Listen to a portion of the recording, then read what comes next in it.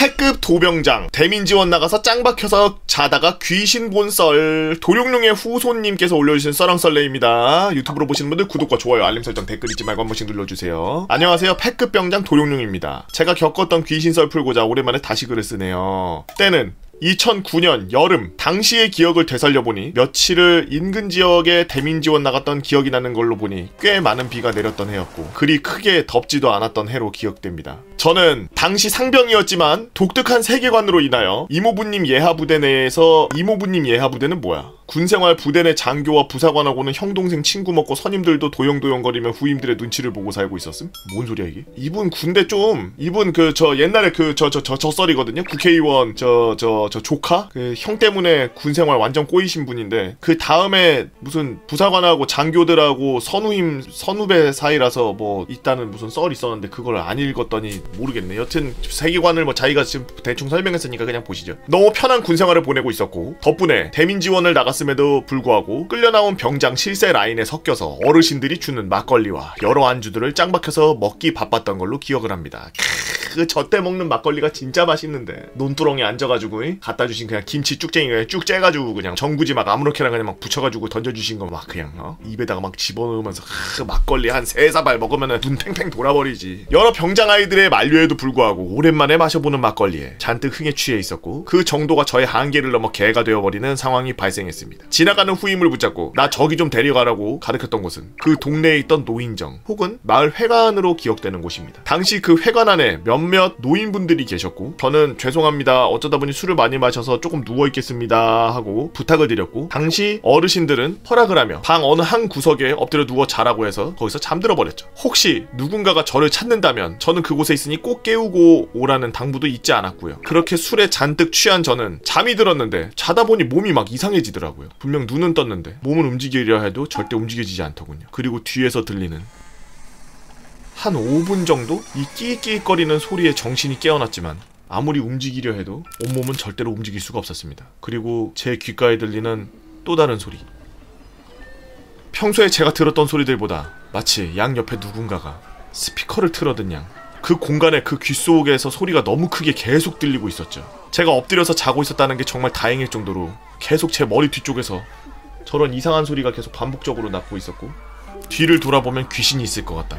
내 뒤에는 분명 귀신이 있을 거야 라는 몰려오는 공포감. 어떻게든 이 상황에서 벗어나려고 발버둥을 쳤지만 몸은 움직일 수가 없더라고요. 절대로요. 절대로. 전 그렇게 얼마가 지났을지 모르는 시간을 저런 소리를 계속 들어야 했습니다. 그렇게 몇십 번의 몸을 움직여야 한다는 생각과 그리고 이 상황을 어떻게 벗어나냐 한다는 생각에 저는 계속 발버둥을 쳐야 했고 끼익끼익 소리가 나는 곳까지 고개를 조금 돌릴 수가 있었죠. 곁눈질을 해야만 겨우 보이는 바로 그 끼익끼익 소리. 정말로 작은 아이로 보이는 형체가 빨간색 티셔츠만 입고 누워있는 저를 아래로 내려다보면서 같은 자리에서 처음엔 왼쪽 그리고 다시 오른쪽으로 고개를 돌리며 저를 향해 들리던 소리. 빨간 티셔츠의 그 소녀는 고개를 푹 숙인 채 계속 왼쪽 오른쪽만 반복하고 있었고 저는 눈을 질끔 감은 이 상황에서 어떻게라도 빨리 벗어나고 싶어서 계속 끙끙거리며 온몸을 움직이려고 했었지만 소용이 없더라고요. 제가 그럴수록 저의 몸은 점점 굳어만 갔고 온몸을 움직일 수 없다는 공포 그리고 귓가에서 사라지지 않았던 왼쪽 오른쪽이라고 반복하는 어느 꼬마의 소리에 소리라고 들리기엔 다소 무서웠던 소리. 그렇게 저의 공포감이 극에 달하기 시작했고 저는 그 순간 온 힘을 다해 움직이지 않던 제 몸을 조금이라도 움직이려고 애쓰는 와중 발가락이 조금 풀렸다는 느낌을 받으면서 다행인지 안도의 한숨인지 모를 탄성이 제 입 밖으로 나오게 됩니다. 헉! 그렇게 저는 아까보다는 훨씬 더 많이 고개를 돌릴 수 있게 되었고 아까보다 조금 더 확실하게 어린아이의 소리가 나는 곳을 아까보다 더 많이 그리고 더 분명하게 보이는 그 아이의 모습. 그렇게 저의 작은 움직임이 그 아이에게는 보였는지 왼쪽 오른쪽 하던 소리를 멈추고 저에게 조금씩 다가와 제 귀 근처 어디쯤에 쭈그려 앉더니 이런 말을 하더라고요. 저는 그 소녀의 그 이야기 끝으로 다시 눈을 감고서 어떻게 할 수 없었습니다. 아니야 안 보여 라고 말을 하려고 해도 어느 말 하나 나올 수가 없었고 온몸도 움직여지지 않았으니 저 귀신이 나를 보고 있고 또 나의 행동을 지켜보고 있다는 사실이 저를 더 공포에 빠지게 만들더군요. 그 아이는 공포에 빠져 저를 보며 히히히 거리면서 웃기 시작했습니다. 그리고 다시 시작된 저의 공포심은 정말 극에 도달하기 시작했고 저는 정말 펑펑 울기 시작했습니다. 너무 무서웠고 이 상황에서 아무것도 할 수 없다는 생각과 현실에서 울 수밖에 없었죠. 살려주세요, 잘못했어요. 살려주세요, 잘못했어요. 정말 신기했던 건 그렇게 움직이지도 못했던 몸이 저의 울음소리를 시작으로 조금씩 풀리기 시작했고 귀에 들리던 소리도 사라졌습니다. 그 소리가 다 사라질 때쯤 저는 제 몸을 이제는 제 의지대로 움직일 수 있다는 걸 알고 있었고 그 자리에서 벗어나고자 어떻게든 깨어야 되겠다는 생각만 했죠.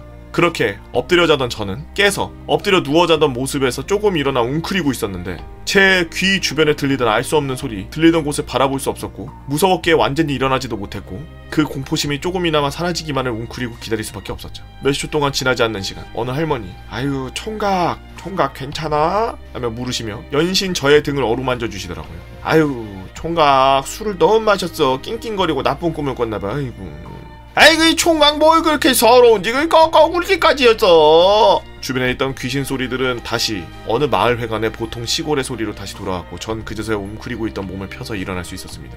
죄송합니다 제가 잠을 잘 못 자서 죄송합니다 라고 사과를 드렸죠. 그런데 그렇게 가위인지 꿈인지 모를 공포가 다 끝났다는 안도감이 생길 무렵 다시 들리던 할머니들 틈 사이에 다시 들리던 그 끼익 소리. 정신이 깼는데? 저는 정말 놀라 그곳을 쳐다보았고 그곳에선 언제 샀는지도 모를 아주 오래된 선풍기 하나가 끼익 소리를 내며 돌아가고 있더군요. 그 와중에 내가 봤던 귀신이 선풍기였다는 안도감이 찾아왔고 야 다행이다 진짜 다행이야 라는 생각을 하게 되더군요. 그리고 마을회관에 나와서 구석에 앉아 담배를 한 대 피면서 아휴 귀신 아니네 선풍기였네 라고 혼잣말을 했습니다. 지금도 생생한 건 그렇게 선풍기였어 라고 하는 제 자신을 안도하고 있을 때에도 저의 등과 온몸은 귀신을 본 듯한 긴장하여 정말 엄청난 소름이 돋아 있었고 얼이 빠진 상태에서 10여 분을 그렇게 허망하게 앉아있던 기억이 있네요 라고 도룡룡의 후손님께서 올려주신 썰렁설레였습니다. 저는 약간 신기한 경험을 한번 했는데 이제 옛날 혼자 살던 집이에요. 혼자 살던 집인데 이사 가야 될 때가 돼서 이삿짐을 막 싸놓고 한창 그럴 때였어. 이제 며칠 안 있다가 이제 이사가. 그래서 일주일 전부터 짐을 다 싸놓고 그러고 있었는데 저는 그때 당시에는 방송을 밤에 하고 새벽까지 하고서 그 다음에 낮에는 자고 아침에 자서 낮에 일어나는 생활을 반복하고 있었거든요. 자고 있는데 나도 모르게 내 몸이 이렇게 일어나지는 거야. 내 몸을 이렇게 일으켜서 계단을 올라가는 거야. 꿈에서. 근데 엄청 힘들어. 엄청 피곤하고 막 몸이 움직이는 게 엄청 힘들어. 진짜. 막 이러면서 막 일어나서 막 이러면서 거기가 그 복층이었는데 그 옆에 난간 잡고서 이러면서 계단을 타고서 올라가서 계단 올라가면 그 복층 있는데 그 낮은 한 1.2m 정도? 밖에 안 되는 그런 천장이 있는 2층이 딱 도착하는데 거기 도착해서 멍하니 계단의 맞은편에 있는 장을 쳐다보고 있는 거야. 거기 장이 6자짜리 장이 있었거든요. 그 장을 이렇게 쳐다보고 있는 거야. 내가 꿈속에서 졸린데 근데 거기 장이 한쪽에 이렇게 낑 열려. 그러더니 머리가 엄청 긴 여자 하나가 거기서 이렇게 하고 나를 쳐다보고 있는지는 모르겠는데 거기서 머리 이렇게 긴 여자가 거기서 이렇게 안에 들어있더라고. 나는 무서워하지도 않아. 그리고 이렇게 그 사람을 이렇게 쳐다보고 있어. 나도 진짜 소름 돋네. 그러고 있다가 아무렇지도 않게 거꾸로 다시 계단을 내려와서 다시 침대에 가서 누웠어. 그리고 다시 잠들었어. 근데 자고 일어나서 아무리 생각해도 이게 꿈이 아닌 것 같은 거야. 내가 직접 걸어 올라갔던 것 같은 거야.